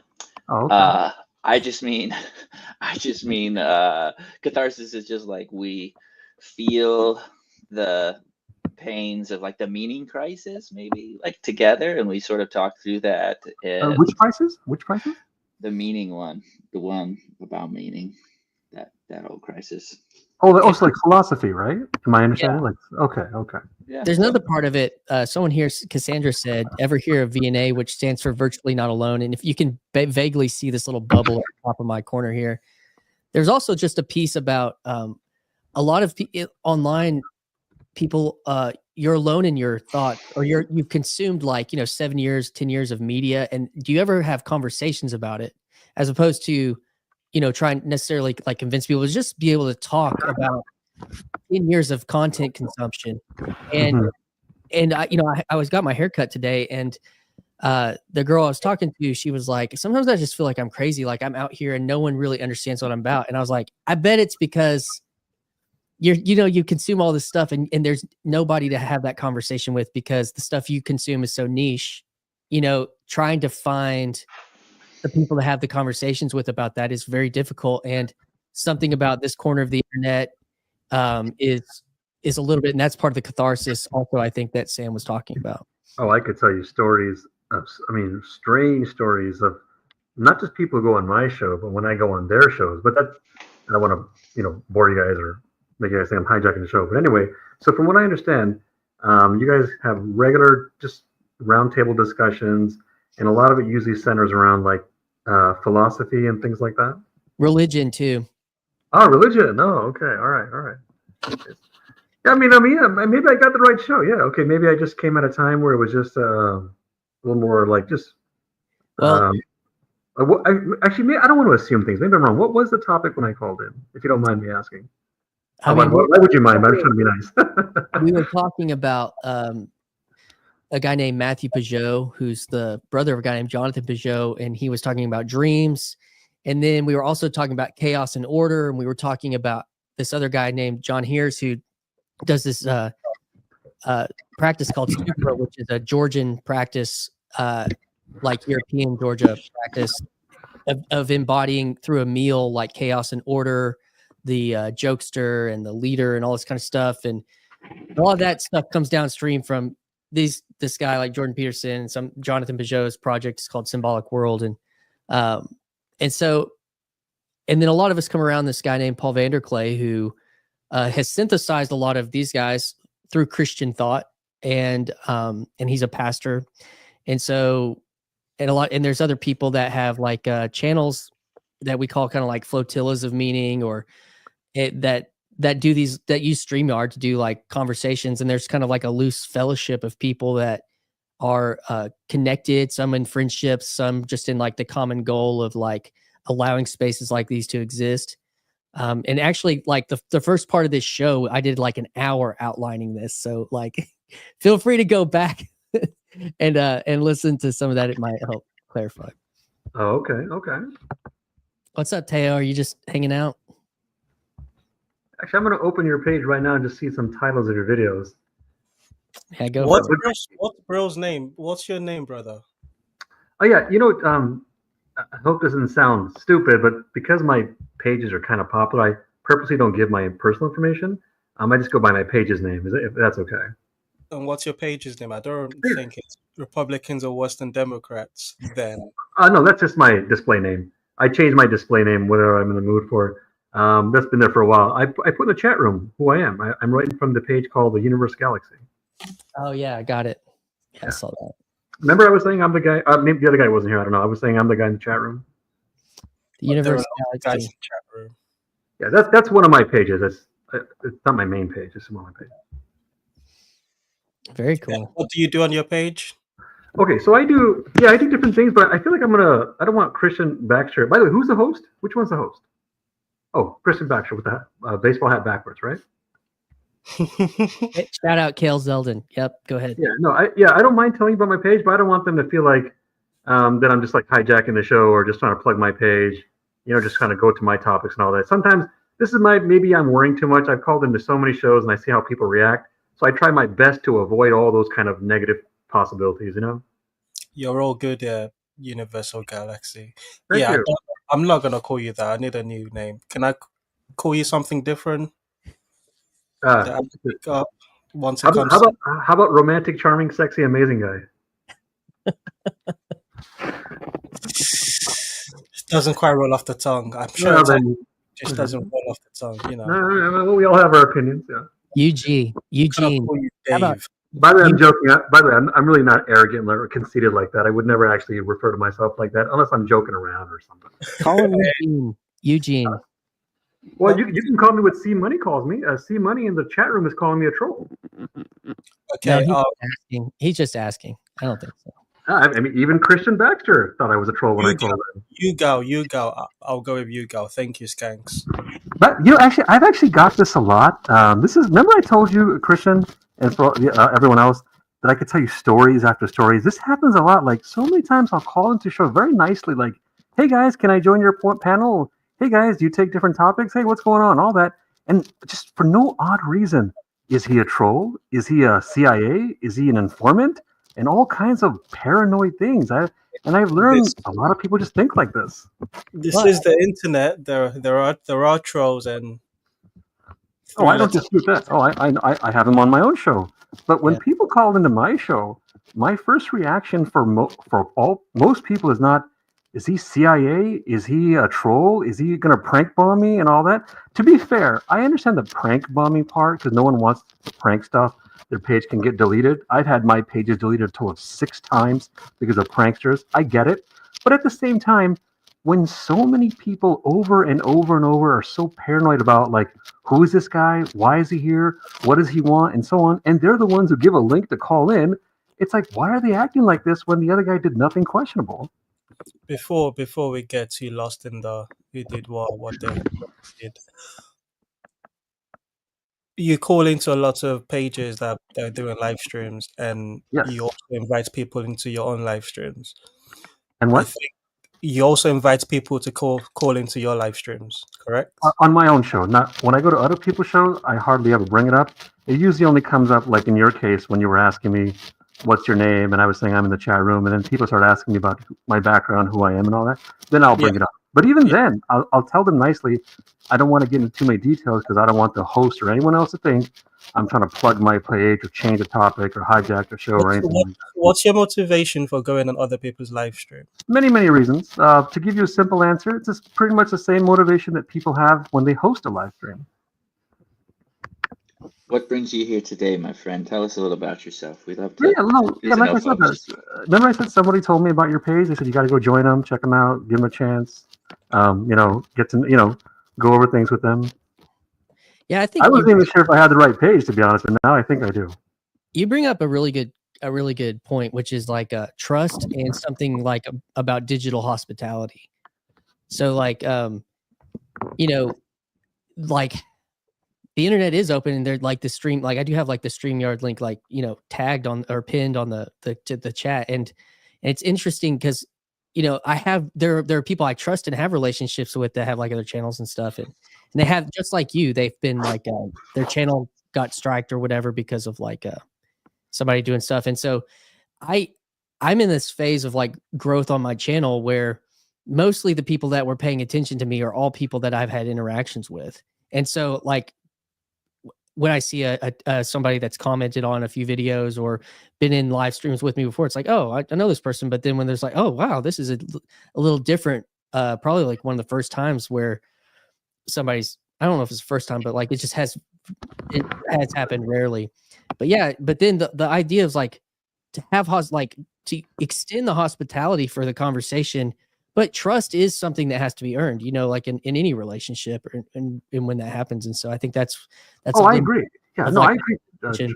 Yeah, I'm sorry. Go ahead. I thought it was. You're just saying that's like that's the tension.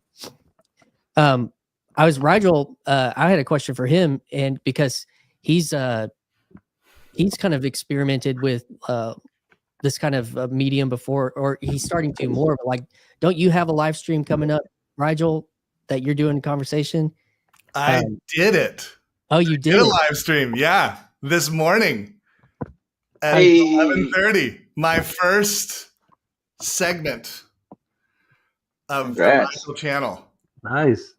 And it's fun, huh? Yeah. It was just me and two other people, I think, viewing from afar. I know one of the people.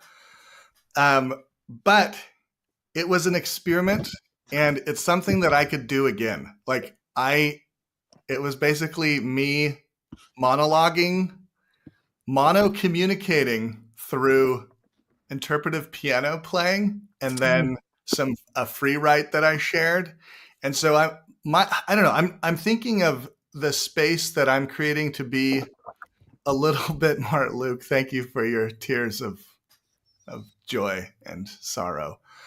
I was thinking that the space could develop into a little bit more of like a creative collaborative space, just because I'm not great, honestly, at setting up really highfalutin ideas and philosophical ideas. I mean, I will definitely give it a try, and maybe I'll grow into that. But I'm just starting where I'm comfortable, which is like creative process. That's my like home base. Yeah, I think that's like that's that whole, like, we want to think, oh, if I could do it like so and so, then it would be good or be okay. But it's like developing your own rhythms and integrating that into the space. And it's kind of like owning parts of our identity. I kind of like try to own the fact that I used to work at like a Seeker Millennial Church, like stuff, it's like in the water of the countdowns and the branding and stuff. So it's like, and just, but it's what's salient to me, and it's what makes sense for me to like frame things or whatever. And so, yeah. And it's like your doorway in.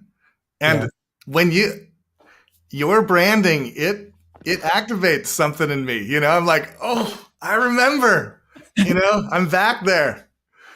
Yeah. So I appreciate it. And I'm just starting. There's an old Zig Ziglar saying, okay, we're talking motivational speaker. Mm-hmm. Fire, aim, ready. Which is just do it and then prepare for the consequences. Yeah. That happened to me on that. Like, I tried to do that video essay, and it like I didn't have my audio set up right, and it just like completely bombed the first part of the stream. And I was like, oh no. What's up, Michael? I super want to hear, Michael. Can we circle back at some point? Someone needs to show me how to just like get set up with my own thing. And is that like a chat thing? Someone I feel is like the set up your actual stream. Oh, it's easy, man. You don't even have to do anything fancy, actually. You could literally just talk into your laptop. Use StreamYard or Restream. I recommend Restream because with StreamYard, you're going to have a higher chance of getting your page deleted, because if a prankster pranks you, you can't take them off the screen right away, and then boom, your page could get deleted. With Restream, you can put the caller on. They won't go on the screen. So no matter what they put, it ain't going to make a difference. So use Restream. You don't have to have headphones or a mixer or a lot of connections. You could literally just set it up on Restream. It does all the work. You just talk into your phone or laptop. That's the most fundamental, not most, but it's one way to start. Dankeschön. Michael, over you. Well, yeah, I had a video set to premiere at 3:00, and then I moved it because I assumed there was going to be a PBK one today, and I don't know what happened, but I bumped it because I didn't, because everybody's here, so I'm just hanging out. Well, I'm gonna have to shut it down shortly, probably in like 15 minutes. But Oh, yeah, I know I've got life to live. But yeah, yay! I don't know. Yeah, it's interesting. Do you know who was like pointing you to my channel? Did you? His YouTube username was, just give me a second. Geez. I think it was Politicus Rex. Maybe it's a couple of numbers. Interesting. Do you know him? Do you know who he is? I don't think so. I don't think so. No. But I did. If you're coming like, because your like title talks, has like the political angle on it and stuff. But like, one of my bigger streams I did after Trump got shot and in this space, and so that may be what he may have saw that and was like referencing that, and there was some contention because obviously things were emotional and intense in the state of that thing. But yeah, that's not like the whole vibe. No. My stream is the same way. I do all kinds of topics. In fact, if you guys knew some of them, you might even just hang up on me. You never know. But no, I don't just do one topic. I do multiple topics. Yeah. Michael, what do you got coming out? So I made a video just to kind of update everything with the tectonic school project that I've been working on. So it's like 15 minutes, and I tried to cover as much stuff as I could so I'd have something for like promotional purposes, essentially. Because I realized like giving people an 800-page book and expecting them to give you feedback is kind of ridiculous. And so I needed something a little bit more succinct to make some connections. You're telling me your literary agent and your publicist didn't like set you up for how, on how to release all that correctly? You mean me? I mean, nope. Yeah, man. Trial and error. Dude. So yeah, I don't know. Did anyone want to bring in anything to kind of like round it out on the actual stream about, even in the spirit of play, like with our new friend here, which was Eugene. That's the only way I can remember that. Universal Galaxy. There it is. That was my moniker for him. I like that Redeemed Zoomer video, or with the part that you shared about it. I like that's kind of been my like whole thing for a while, is trying to get people to understand that kind of unity in diversity thing, because so many people talk. They take the first model and talk about that and say this is just diversity, which is watering everything down and becomes meaningless. And then people say, well, we don't want that. So then they go to the second model of everybody has to conform to the same way of doing things or whatever, and that ultimately leads to excluding people. So I really think that third model is good, and it's definitely like this space is a good example of that working well, where everybody's respects everybody's differences of opinions and stuff. Well, that's like too.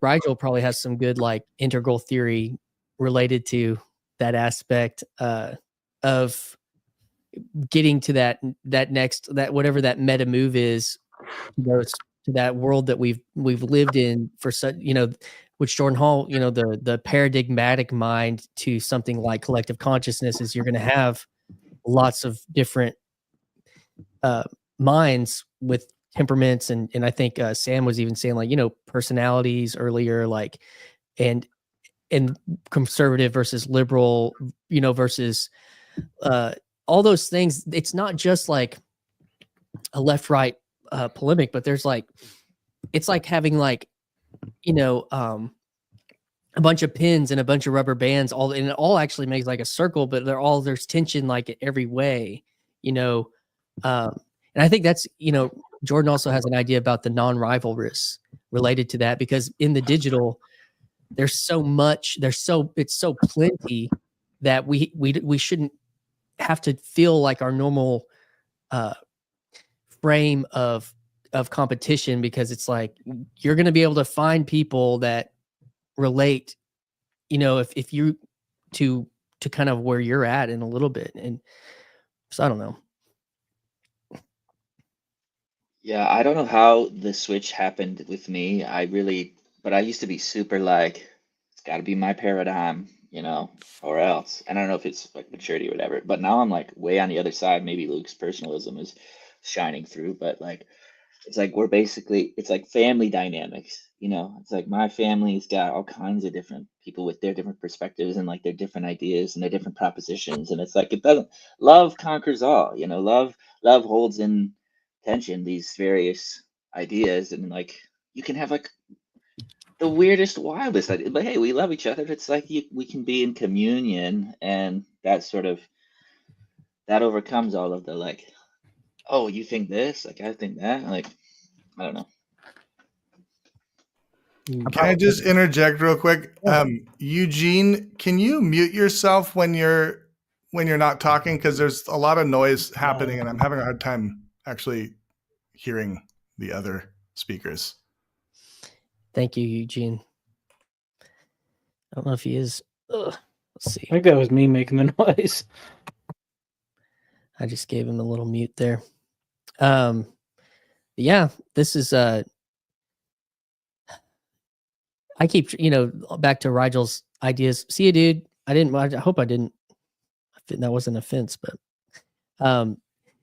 there seems to be like the part of TLCing, like Rigel mentioned in his Substack, is there is like, what am I?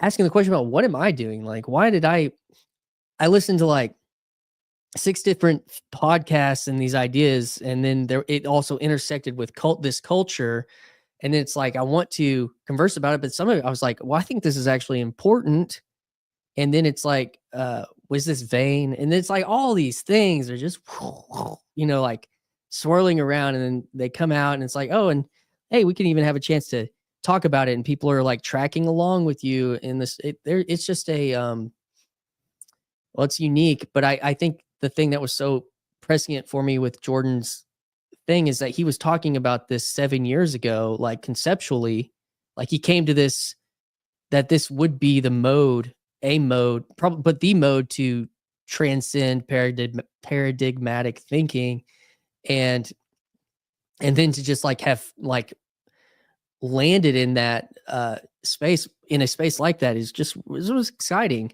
And to his credit that he figured that out almost a decade ago, or maybe around a decade ago. I mean, that's pretty wild. You're fanboying again, Seabax. You're fanboying again. I don't care. Yours truly. Yeah. Anyways, guys, so I got any final thoughts? I'm gonna go around the circle. Any final words?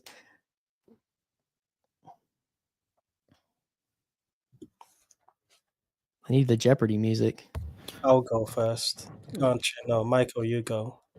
Oh, well, I'm just going to set my video back to premiering at 3:15. So when everybody's done here, they can go check that out. Good. Go to Michael Sartori's channel. What's up, Timmy? My final words was going to be something like,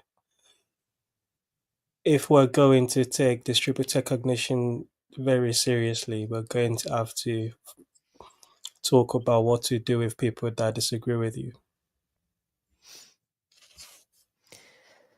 Yeah, I mean, I think that's still, I mean, that's still happening. I don't think it's, I mean, this thing goes on while that happens. It feels like, at least. I know Rigel's in the honeymoon phase. Like, this is all, but like,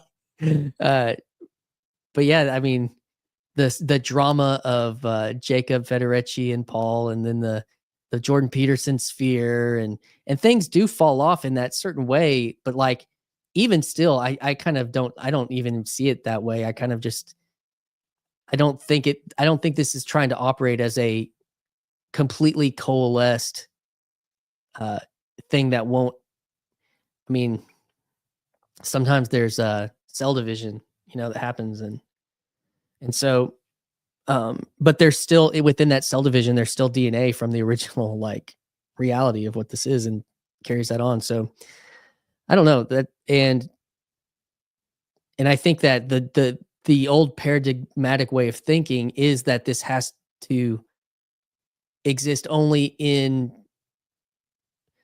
figuring out the answer to disagreement. And I think the existence of it is the answer, not that there will be an actual answer to all of the disagreements. I don't know, something like that. Any other thoughts, guys? We should unite to build something. That's the way, building stuff. That's my whole thing. So you mean like unite in the fact to encourage people to build things, not that we're trying to build one thing. Yeah, everybody should build things. I'm trying to build a thing. You're trying to build a thing. Some of those things should be like real things that you can touch. Mm-hmm. But that's the thing that takes the energy that you use for fighting and it redirects it in a creative way. So, yeah, I like that. Yeah, I like the cell division metaphor, and it makes me think of, it just makes me think of my own journey here first through the emergent church, if you could even call it emergent church. If you call it an emergent church, you're not emergent. But like going through that journey, 18 years Orthodox, then finding this place, it's like that the seed of emergent is still there growing. So does anything really fall off, or is it feels like what we're building, and I can't speak for us, but I think it would be interesting to see this kind of nodal self-generative ecosystem, John Vervaeke, okay, that can kind of bring people in and bring a transformative element that may send people back out, or kind of like bring them back in again at a new level. I don't know what I'm trying to say here. Well, I mean, what that makes me think of is because, over time and with things like subscribers, with things like growing in status, with things like influence and all that kind of stuff, is like a self-perpetuating culture, because at some point, because there's also the reality of the hierarchy binds and blinds. Like where you come into this thing, like a year ago when I came in, I could tell you kind of like whose channels this were holding attention and about how big they were. And then like a year later, I look around, I'm like, oh, well, it's interesting. There's like these, as those boats rise, what is it? Rising tides lift all boats idea. But it's like the ones that come up underneath too, like, like even your project, Rigel, I know there's others, like, hopefully to like not give up, but to realize there's a way of the play where it's like there's even in that what I was mentioning earlier from the Seth Godin thing, it's like affiliation, status and affiliation. So like I've gained status in a year. That's 100% true. And it's like so I can help other people gain that status when they affiliate with me, which I'm affiliating with other people of more status. And it's like this thing so that, and if the idea is something of a fellowship and a telos that's shared to some general degree of like the unity and the diversity, that can perpetuate, because I think that I like something like what Teo was saying is like, well, we got to like kind of capture this thing so that we can all figure out how to get along. And it's just like, I don't see that as an answer to the problem from my perspective. But Sam, do you want to close with something? Because I'm going to have to roll here in just a second. Yeah, man, I got you. The spirit of play, the spirit of fellowship is greater than the spirit of Babylon. The tongues will come together, and the flame and the wind, and people will be united. And the kingdom of heaven is like a mustard seed, baby. Woo. Boom. That was a great benediction. So awesome. We'll go with that today, guys. I'm going to knock y'all out. And don't forget to check out Michael's video coming up. And for me, if you're still hanging around, I've got 3 podcasts I recorded this week that'll be coming out next week, and I've got another one with I've got like a rando cooking. I've got one with Luke I've already mentioned. I've got what's the other one? I can't remember off the top of my head. And then I've got somebody with some status cooking. So it's all fun. So I'm going to promote that, encourage y'all to keep your eyes out. Also in my membership section, I've started going over my plans, making plans for ARC.